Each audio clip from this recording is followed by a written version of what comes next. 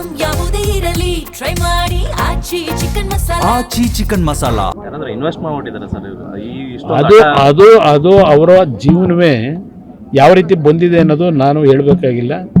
ಅವ್ರು ಯಾವ ರೀತಿ ಬಂದಿದ್ದಾರೆ, ಅವ್ರ ಬ್ಯಾಕ್ಗ್ರೌಂಡ್ ಏನು, ಇವತ್ತು ಏನೇನು ಕಳೆದ 3 ವರ್ಷದಲ್ಲೇ ಈಗ ಅದೇಂಥದ್ದು ಪ್ರಜಾಸೇವೆ ಇಲಾಖೆ ಮಾಡ್ತಾರಂತೆ. ಪ್ರಜಾಸೇವೆ ಇಲಾಖೆ ಯಾರಿಗೆ ಸೇವೆ ಮಾಡೋಕ್ಕೆ ಮಾಡ್ತಾರೋ, ಪ್ರಜೆಗಳನ್ನ ಸೇವೆ ಮಾಡೋಕ್ಕೆ ಮಾಡ್ತಾರೋ ಗೊತ್ತಿಲ್ಲ ನನಗೆ. ಏನೇನು ನಡೀತು 3 ವರ್ಷ, ಏನು ಮಾಡಿದ್ದ, ಬೀದಿಲಿ ಚರ್ಚೆ ಮಾಡೋದಿಲ್ಲ ಜನ. ಇವರಿಗೆ ಇರ್ತಕ್ಕಂಥದ್ದೇ ಫಲವತ್ತಾದಂಥ ಭೂಮಿಗಳನ್ನು ಯಾವ ರೀತಿ ಲಪಟಾಯಿಸಬೇಕು, ಅದು ಎಷ್ಟು ಅವ್ರ ಖಾತೆಗೆ ಬರಬೇಕು, ಇದೇ ಇವರಲ್ಲಿ ಇರ್ತಕ್ಕಂಥ ಚಿಂತನೆ. ಅಭಿವೃದ್ಧಿ ಹೆಸರಿನಲ್ಲಿ ಈ ರೀತಿ ಲೂಟಿ ಮಾಡೋದೇನಿದೆ ಹೇಳಿದ್ದೀನಿ. ಅದನ್ನ ಪಾಪ ಹೇಳಿದ್ರು, ಏನೋ 10 ರೂಪಾಯಿ ಯಾರಾದರೂ ನಿಮಗೆ ಲಂಚ ಕೇಳಿದ್ರು ಸರ್ಕಾರಿ ಕಚೇರಿಯಲ್ಲಿ, ಅದು ಯಾವುದೋ ಫೋನ್ ನಂಬರ್ ಕೊಡ್ತೀನಿ, ಫೋನ್ ನಂಬರ್ ತಕ್ಷಣ ಫೋನ್ ಮಾಡಬೇಕು ಅಂತ ಹೇಳಿ. ಇವೆಲ್ಲ ನಾಟಕ ಎಷ್ಟು ದಿವಸ ನಡೆಸ್ತೀರಿ? ಯಾರಾದ್ರು ನಂಬ್ತಾರ ನಿಮ್ಮನ್ನ? ಮಾಡೋಕ್ಕೆ ಸಾಧ್ಯವ ನೀವು ಭ್ರಷ್ಟಾಚಾರ ನಿಲ್ಲಿಸ್ಲಿಕ್ಕೆ? ವಿಧಾನಸೌಧದಲ್ಲಿ ಮಾಡೋ ಭ್ರಷ್ಟಾಚಾರ ನಿಲ್ಲಿಸಾರೆ ಯಾರು? ಈಗ ನಡೀತಲ್ಲ, ಈಗ ಕಳೆದ 3 ವರ್ಷದ ಆಡಳಿತದಲ್ಲಿ ಏನೇನಾಗಿದೆ.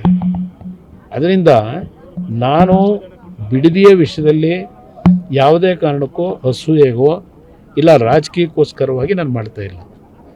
ಈಗ ನಾವು ಹಲವಾರು ಬಾರಿ ನೈಸ್ ಯೋಜನೆ ದೇವೇಗೌಡರು ತೀರ್ಮಾನ ಮಾಡಿದ್ರು, ಒಂದು ಬೆಂಗಳೂರು ಮೈಸೂರು ನಡುವೆ ಒಂದು ಒಳ್ಳೆ ರಸ್ತೆ ಮಾಡಬೇಕು ಅಂತ. ಕಾರಣ 85-86ನೇ ಇಸ್ವಿನಲ್ಲಿ ಒಂದು ಆಕ್ಸಿಡೆಂಟಲ್ಲಿ ಮಾಯಗನಹಳ್ಳಿ ಅಂತ ಹೇಳಿ ಆಕ್ಸಿಡೆಂಟಾಗಿ ಮಕ್ಕಳು ಸತ್ತರು, 8 ಜನ ಮಕ್ಕಳು.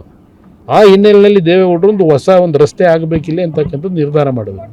ಅವರು ಡೆಲ್ಲಿಗೆ ಹೋದರೆ ಬಂದಂಥ ಸರ್ಕಾರಗಳು ಆ ಕಂಪನಿ ಜೊತೆ ಸೇರ್ಕೊಂಡು ಏನೇನು ಅನಾಹುತ ಮಾಡಿ ಎಷ್ಟೆಷ್ಟು ಲೂಟಿ ಆಗಿದೆ ಇವತ್ತು ನಾನು ಕೇಳಲಿಕ್ಕೆ ಬಯಸ್ತೀನಿ.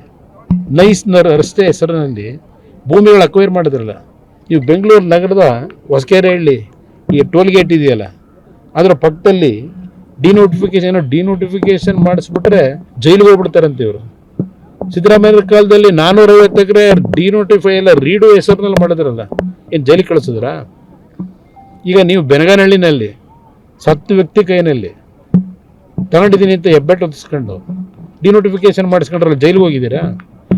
ನೀವು ಯಾವ ರೀತಿ ಬಚಾವಾಗಬೇಕು, ಏನು ಮಾಡಬೇಕು ಅದರಲ್ಲಿ ಎಕ್ಸ್ಪರ್ಟ್ ಇದ್ದೀರಿ, ನನಗೆ ಗೊತ್ತಿದೆ.